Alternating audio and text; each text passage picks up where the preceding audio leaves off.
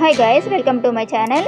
గులాబీ గుత్తులు రెసిపీ నేను చెప్పే కొలతలతో కనుక కలిపితే మీకు చాలా టేస్టీగా కరకరలాడుతూ 2-3 నెలల వరకు నిల్వ ఉంటాయి అన్నమాట.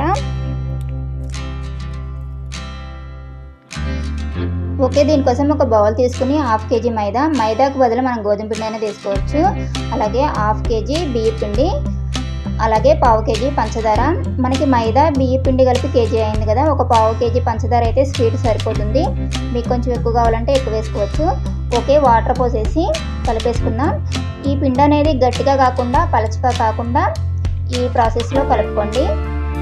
ఓకే, ఒక 10 నిమిషాలు పక్కన పెట్టేసి అలాగే స్టవ్ మీద బౌల్ పెట్టి ఆయిల్ హీట్ చేసుకోండి. ఈ ఆయిల్లో ఈ స్టాండ్ కూడా, గులాబీ గుత్తులు వేసే స్టాండ్ కూడా వేడెక్కనివ్వాలి.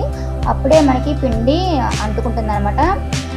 ఈ స్టాండ్ కూడా ఫుల్గా మునగనివ్వకూడదు. పైదాకా వచ్చిందంటే మనకి పువ్వు అనేది రాదు. ఓకే, కొద్దిగా వేడెక్కాక మనము స్పూన్తో లాగేసుకుంటే ఊడిపోతాయి అన్నమాట. అలాగే అన్నీ కూడా ఈ స్టాండ్ వేడి చేసి పువ్వులు అనేవి వేసేసుకోండి. ఇవి గోల్డ్ కలర్గా ఉండగానే తీసేసుకోవాలి, లేదంటే బ్లాక్ వచ్చేస్తాయి అన్నమాట. ఓకే, అన్నీ ఇలా వేసేసుకోండి. మనకి తీసేటప్పుడు మెత్తగా అనిపిస్తాయి, కానీ బయటికి తీసాక గట్టిగా అయిపోయి మనకి చక్కగా విరుస్తుంటే కరకరలాడుతూ మూత వస్తుంది అనమాట. అలాగే నేను సగం పిండిలో ఫుడ్ కలర్ అనేది కలుపుకున్నాను.